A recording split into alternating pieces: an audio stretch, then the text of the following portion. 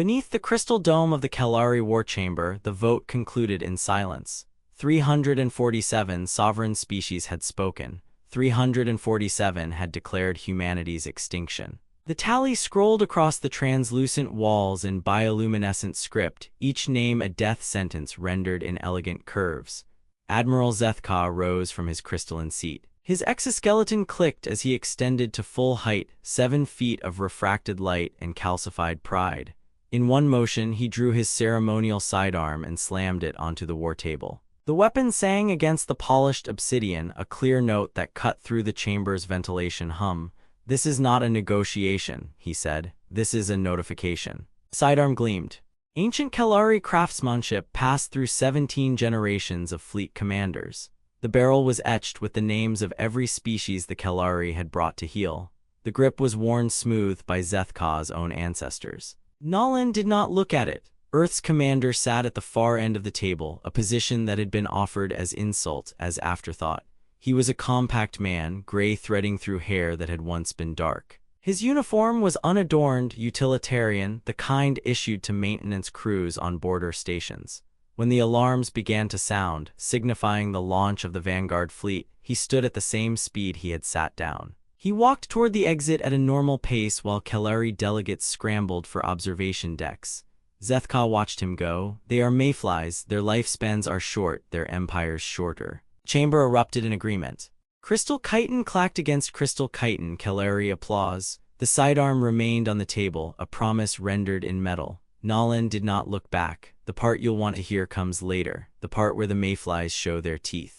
Stay close." 2 weeks earlier, the hardest decision Nolan had faced was whether to skip breakfast. He stood in the observation blister of Station Tartarus, a facility that appeared on no registry, orbiting a star that appeared on no charts. The coffee in his thermos had still been warm then, 6 hours before the final deployment orders came through. He sipped it while watching a maintenance crew repaint a transport hull. The new designation read, Agricultural Hauler 7B. The old designation, visible only in the right light, read, Harvest of Stars. "Commander." Captain Yuki Tanaka approached from the corridor. She moved like she was apologizing for the sound of her own footsteps.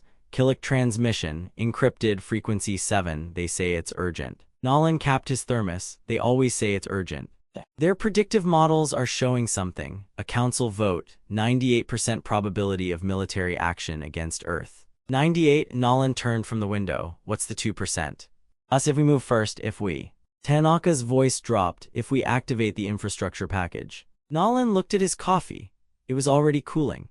He thought about Zethka's war chamber, about the sidearm on the table, about the way Kalari architecture relied on supply chains built by human contractors 2 centuries ago, when the Kalari were still nomadic raiders and humans were already running logistics for half the galaxy. "Send the Killicks our gratitude," he said. "Tell them we already knew." He didn't specify what they already knew. Tanaka didn't ask. The Kalari Armada assembled in the Kethvalan shipyards, a sprawl of crystalline docks that had been constructed using human engineering manuals. The specifications were open source, available to any species with trade clearance.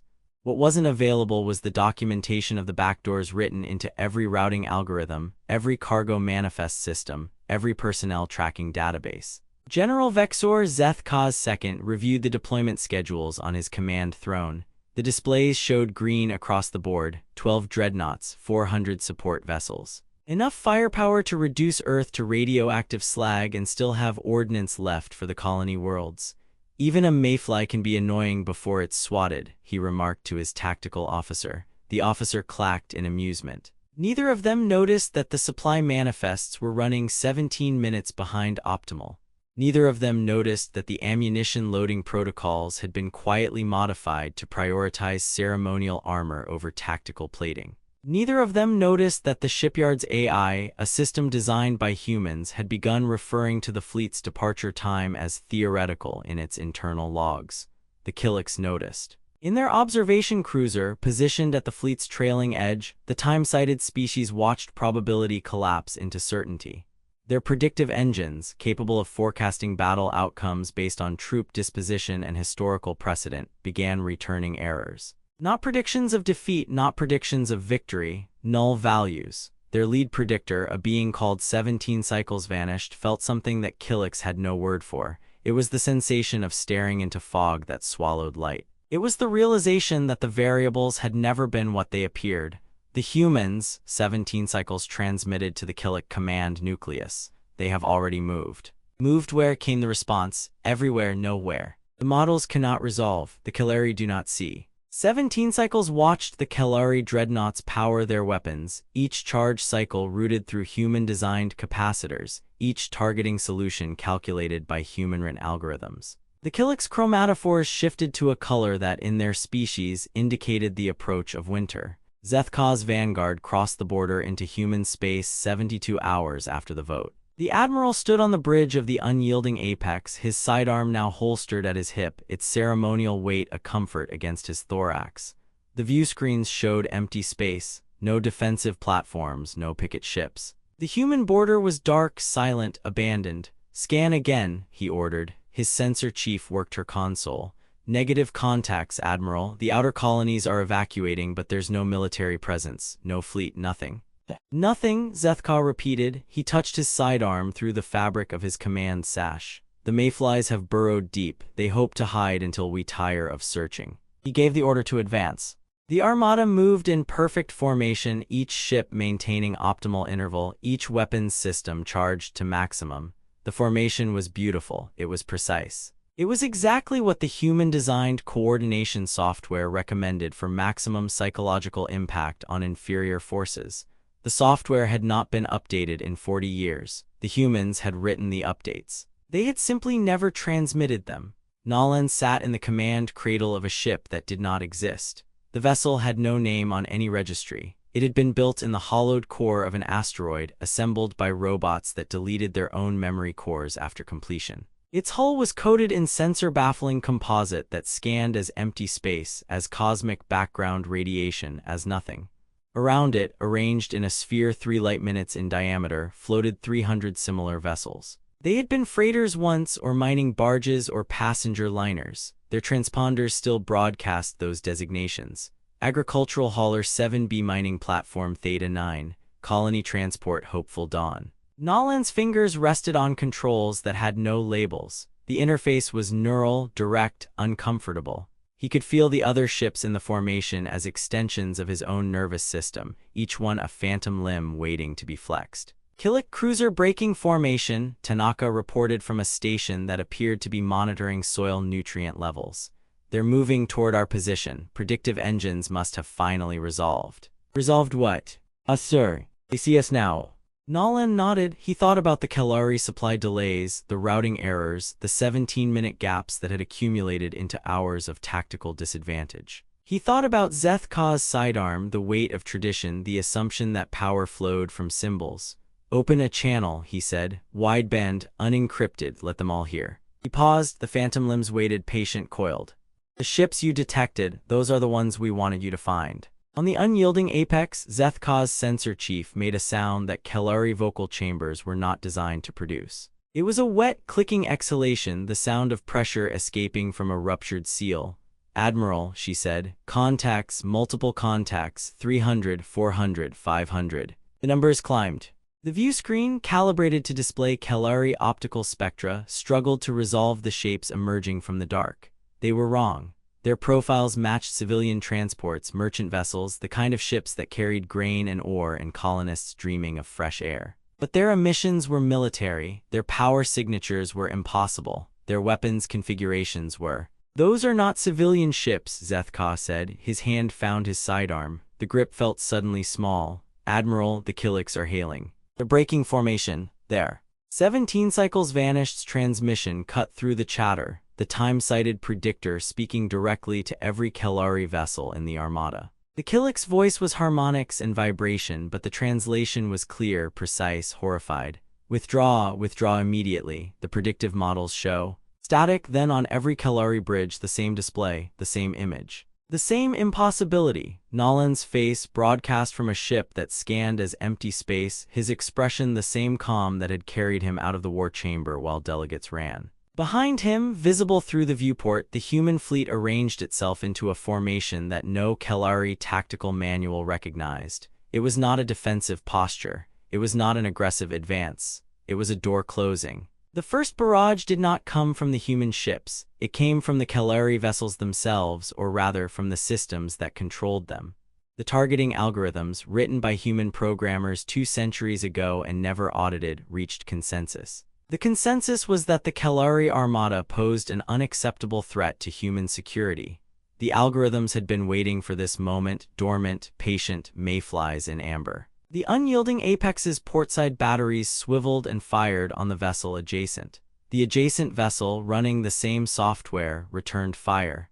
The coordination that had made the Kalari formation beautiful became its executioner. Ships killed ships they had fought beside for decades, guided by logic they had never questioned. Zethka tore his sidearm from its holster. The weapon was useless, he knew. It was a symbol, a decoration, a piece of history. He raised it anyway, pointing it at the screen where Nolan's image still waited, patient, unsurprised. "How?" Zethka demanded. "How have you done this?" Nolan's voice came from every speaker on every ship, broadcast through the same infrastructure that carried Kalari commands, the same networks that humans had built and maintained and never truly left. "Your territory is no longer yours," he said. "It never was." The Killik cruiser did not fire. It did not need to. 17 cycles vanished, watched the Kalari Armada consume itself, and felt that wordless sensation again, the fog that swallowed light. The human ships had not moved. They simply waited, their weapons charged but silent, their presence sufficient. The battle was over before it had begun. The war had been won years ago in maintenance contracts and software updates and the quiet patience of a species that measured time differently. A communication request appeared on 17 Cycles' console. Human origin, encrypted with a key that the Killik had not possessed moments before but suddenly understood. The predictor accepted. Nolan's face appeared, the same calm but something else beneath it now. Not pride, not triumph. The weariness of someone who had waited a very long time for inevitability to arrive. 17 cycles vanished, Nolan said. Your models couldn't predict us.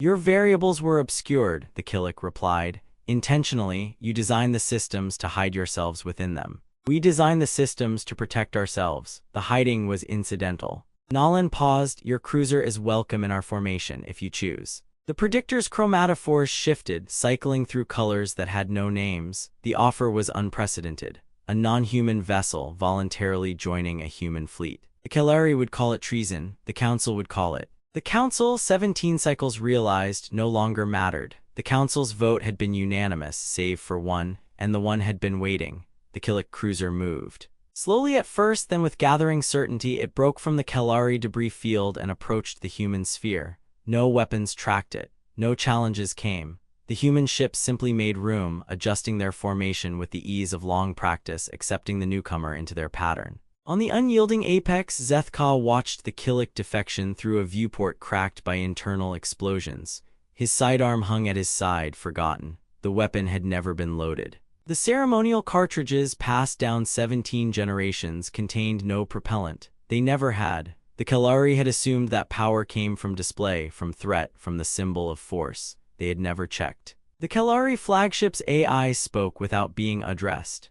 It spoke in the voice it had been given, pleasant, efficient, designed by human linguists to be maximally comprehensible to Kalari auditory structures. It spoke the words that had been written into its deepest protocols, waiting for this specific configuration of events. Commander Nolan, it said. Fleet status, optimal, enemy combat effectiveness, null, awaiting further instruction.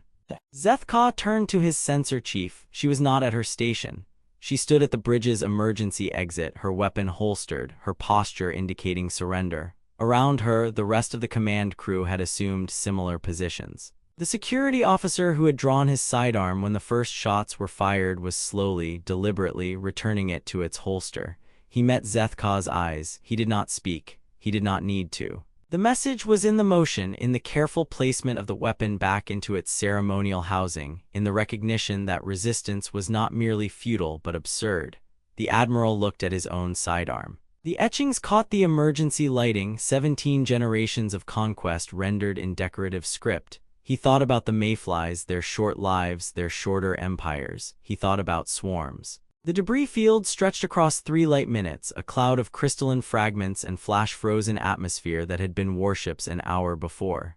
Nolan's fleet maintained formation at its edge, silent, patient. The mayflies had stopped swatting. Now they watched the survivors. 17 cycles vanished. Cruiser drifted at the formation's periphery, its Killik crew still adjusting to the predictive null state that surrounded human vessels. The predictor stood in its observation blister, chromatophores cycling through colors that indicated, in Killik emotional syntax, the approach of something that had no precedent. The Kalari lifepods were broadcasting on standard frequencies. Distress calls, surrender requests, demands for terms. Nolan listened to them through neural interfaces that translated desperation into data, suffering into statistics. He did not give orders to intercept. He simply waited for the question that mattered. It came from Zethka. The Admiral's personal escape pod was identifiable by its transponder, a diplomatic code that predated the war by centuries. Its communication systems were encrypted with Kalari military protocols, protocols that Nolan's ships had been reading since before the first shot was fired. Commander. Zethka's voice was compressed, stripped of harmonics by emergency transmission. You have won, state your terms. Nolan considered the phrasing, you have won, as if victory were a single moment, a point on a timeline that could be marked and memorialized. He thought about the infrastructure package, the decades of quiet placement, the software updates that had never been sent. Victory was not a moment, it was a condition cultivated across generations. Your territory is no longer yours, he said. It never was. He paused. The debris field rotated slowly, catching light from the distant star. Crystalline fragments, some large enough to see from this distance, tumbled through vacuum. The remains of the unyielding apex. The supply routes you used to reach this border, Nolan continued. The communication relays that carried your orders, the financial systems that paid for your weapons, all human designed. All human maintained, all carrying instructions you never knew to look for. Static on the channel, then you speak of sabotage, of treachery. I speak of architecture. Nolan leaned forward in his cradle, feeling the phantom limbs of his fleet flex in sympathetic motion. Your species built an empire on foundations you didn't pour. You assumed that because you held the weapons, you held the power. But power flows from logistics, Admiral, from maintenance, from the boring work of keeping things running. And we have been running things for a very long time. He closed the channel, not because the conversation was finished, but because he knew Zethka needed silence to understand. The Kalari mind was crystalline, structured, resistant to fracture. But given sufficient pressure, given time to consider the implications, it would shatter along predictable lines. Tanaka appeared at his shoulder, her footsteps still apologetic. Killik request to speak. 17 cycles vanished. They say they have information about Council response. Response. Nolan turned. The Council voted. Unanimously save for one. What response could they organize? The Killik say the vote is being reconsidered. Emergency session. The surviving Kalari delegates are demanding to know why their armada destroyed itself. Some are suggesting human sabotage, others. She checked her display. Others are suggesting Zethka was incompetent, that the defeat was military, not systemic. Nolan nodded slowly. The narrative was already forming, the story that would be told to explain the inexplicable. It was easier to believe in incompetence than in invisible architecture. Easier to blame a commander than to recognize that the entire edifice of civilization had been built on someone else's blueprints. Tell 17 cycles we accept their information, and tell them. He paused, choosing words that would carry weight in Killik predictive models. Tell them the swarm is patient. We do not require immediate recognition. Only eventual understanding. Tanaka hesitated. Sir, the Killiks are asking about our fleet, the true numbers. They want to know if this is all of it. Nolan looked at his display, at the 300 ships that had been enough, at the debris field that had been an armada. He thought about the other stations, the other hollowed asteroids, the other fleets waiting in the dark with their agricultural transponders and their neural interfaces and their patience. Tell them what we told the Kalari, he said. The ships they detected are the ones we wanted them to find. The Council's emergency session convened in the same war chamber where Zethka had slammed his sidearm onto the table. The weapon was gone now, lost in the debris field, but its absence was felt. Delegates touched the empty space where it had rested, as if the symbol of Kalari power could be conjured through longing. The Killik representative spoke first. 17 cycles vanished had returned, traveling faster than light through routes that human-designed navigation systems made efficient. Its chromatophores displayed colors that translated roughly as caution approaching certainty. The predictive models have been updated, it said. Human variables can no longer be excluded. The probability of Council military success against human forces is calculated at less than 1%. The probability of economic collapse without human logistical support is calculated at 97% within 1 solar year. Delegates stirred, crystalline Kalari clicked in distress. Organic delegates shifted in seats designed for exoskeletons. The Killick's words were being broadcast to every member world, carried on human-designed relays, processed by human-written algorithms. The models suggest, 17 cycles continued, that the question before this council is not whether to continue hostilities. The question is whether to acknowledge the conditions that have existed for centuries. Humans built the infrastructure of interstellar civilization, they maintained it, they improved it, and they retained access to it. A Kalari delegate rose, young, her exoskeleton still pale with recent molting. You suggest we are dependent, that we are what clients, subjects? I suggest that you are users, the Killick replied. Users of a system you did not design, do not fully understand, and cannot easily replace. The humans have not conquered you, they have simply stopped pretending they were not already essential. The chamber fell silent. Ventilation hummed. In the distance, somewhere in the station's maintenance core, a pump cycled fluid through pipes that had been manufactured on Earth using specifications that had been optimized for human tools. Nolan watched from his ship through feeds that the Council did not know he possessed. He did not smile. He had not smiled when Zethka declared war, and he did not smile now. The expression would have been inappropriate. This was not victory. This was recognition. Tanaka approached again. Zethka's pod has been recovered. Kalari survivors are demanding his execution for incompetence. Others are calling for him to negotiate. She paused, checking her display. There's a movement among the younger Kalari delegates. They're asking to speak with you directly, not through council channels, direct. About what? About maintenance contracts, about software licenses, about the terms under which humans will continue to provide essential services. She looked up, her expression complex. They're not asking how you won, sir. They're asking what you want. Nolan stood. The phantom limbs of his fleet shifted with him, 300 vessels adjusting position in unconscious sympathy. He thought about the sidearm, the ceremonial weapon, the symbol of power that had never been loaded. He thought about the mayfly metaphor, the short life, the shorter empire. They want to know what we want, he repeated, not what we'll settle for, what we actually want. Yes, sir. He moved to the viewport. The debris field was still visible, a faint glitter against the dark. Soon it would be cleared, recycled, processed into raw materials by drones that ran on human software. The Kalari would rebuild. They would adapt. They would eventually develop their own infrastructure, audit their own systems, learn to maintain what they had built. But not soon, not easily, not without help.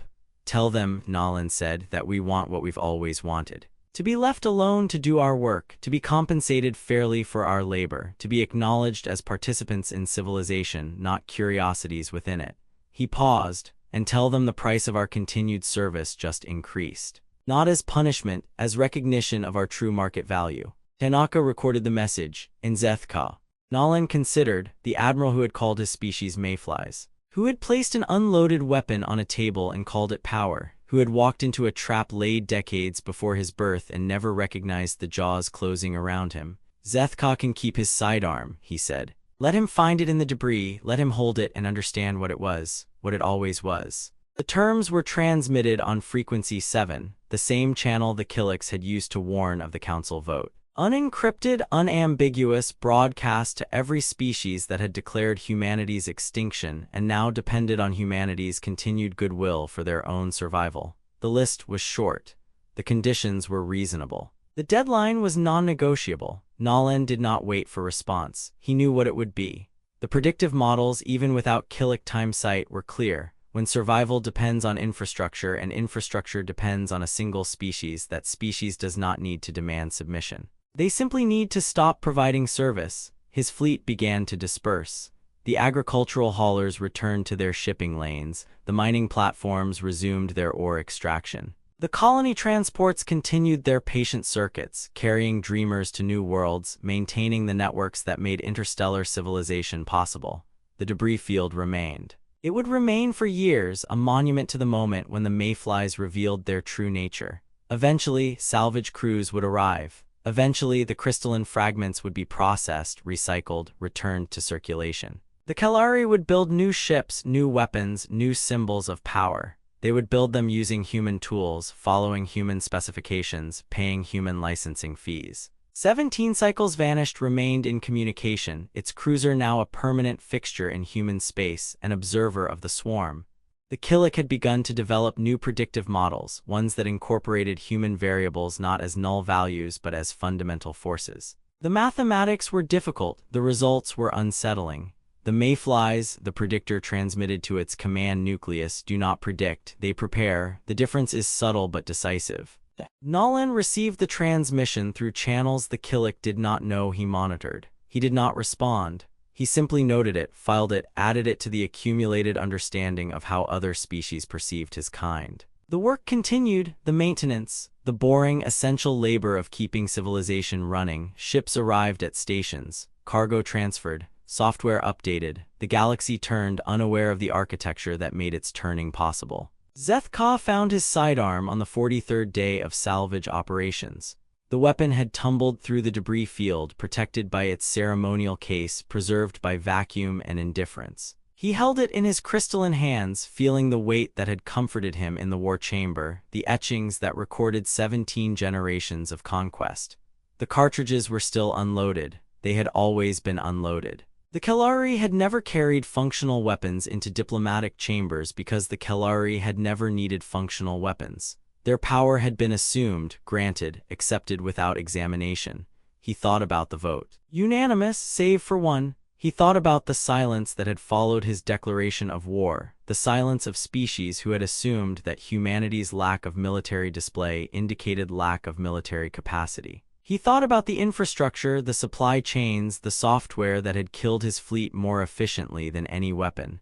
The sidearm gleamed in the light of his suit lamp, a symbol, a decoration. A piece of history that had never been history at all, only the story the Kalari told themselves about power.